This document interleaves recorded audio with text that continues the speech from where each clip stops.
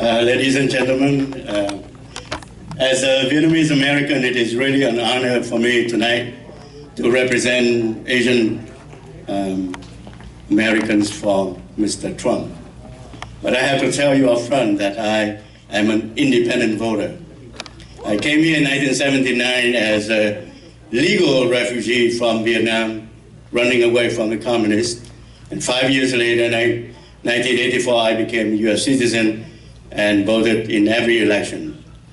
But every election, I vote for the candidate. I don't vote for the party. Whoever I'm most comfortable with, and I think the policy is good for Virginia, for the country, for the world, I vote for him. That's the reason why this election, after following the primary of the Republican as well as the Democrat, I decided to vote for Mr. Trump this November, and I'm going to tell you why.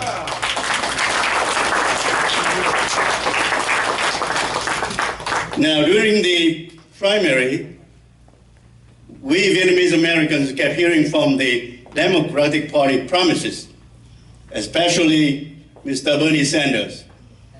Free education, free health care. And he was saying that he was a socialist. To tell you the truth, Vietnamese Americans had nightmares whenever we heard the word revolution and socialist. Because as you know, in April '75, the Communist North took South Vietnam, and they were able to dupe some South Vietnamese as well as Americans, especially the liberals.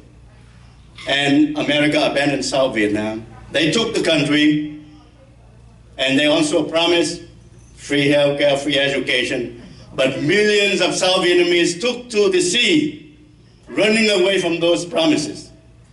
I was a refugee. I also volunteered in helping those refugees in the camp in Southeast Asia. And the United Nations estimated that 50% of the people who were trying to run away from Vietnam died in the South China Sea. And 1 million made it to the United States.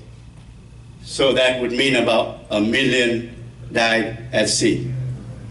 That's why after, the primary, Mrs. Clinton also promised free.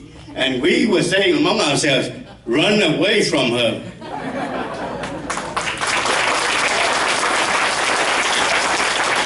Now, I came here, went to school, made my life again, and I work in the computer industry, so we have a special saying, WYSIWYG, which is what you see is what you get. And that's the feature that attracted us to Mr. Trump.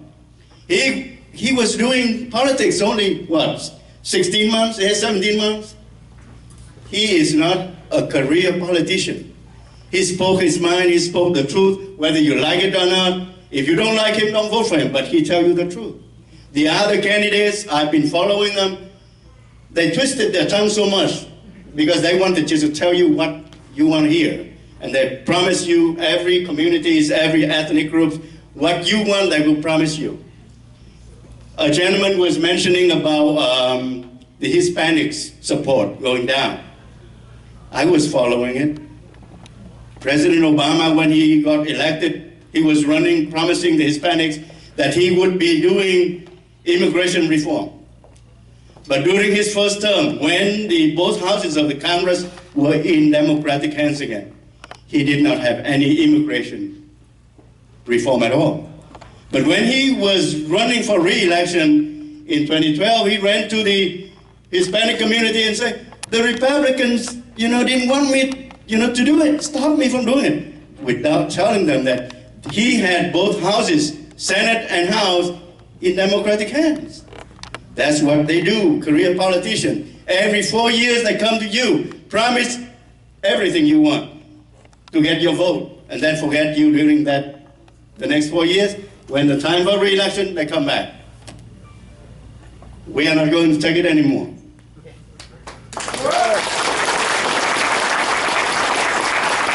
Now we are in the most intense period of the general campaign.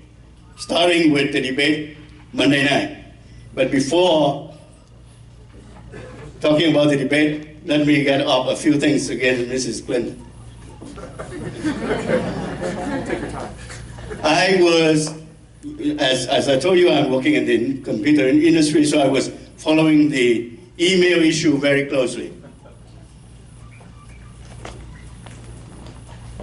If I had done what she did with the work email that contained classified information, I would have been fired and probably been in jail right now.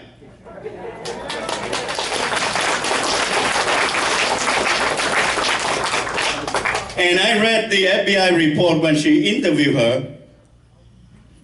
She invoked the phrase, I can't recall, more than 36 times, more than 30 times. I really have respect for those attorneys who can use those terms very conveniently.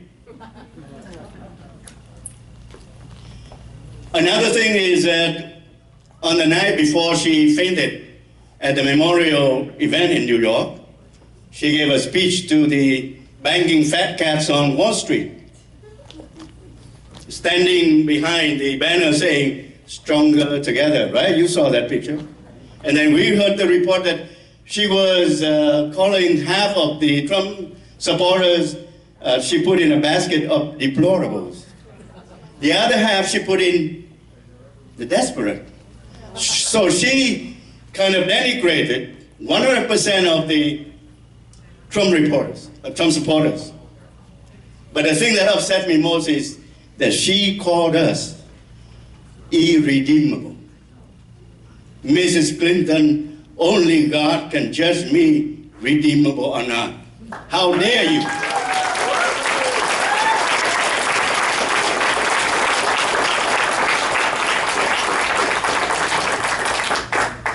And I share the sentiment of the gentleman who was talking about the indignity that President Obama was suffering when he went to China.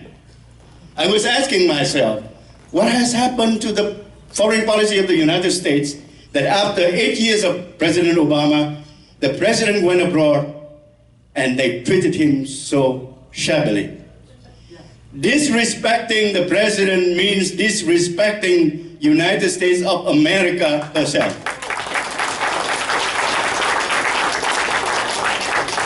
So there has been a lot of noises, like you said, they characterize Mr. Trump this, Mr. Trump that, but I think it will start with the debate Monday night.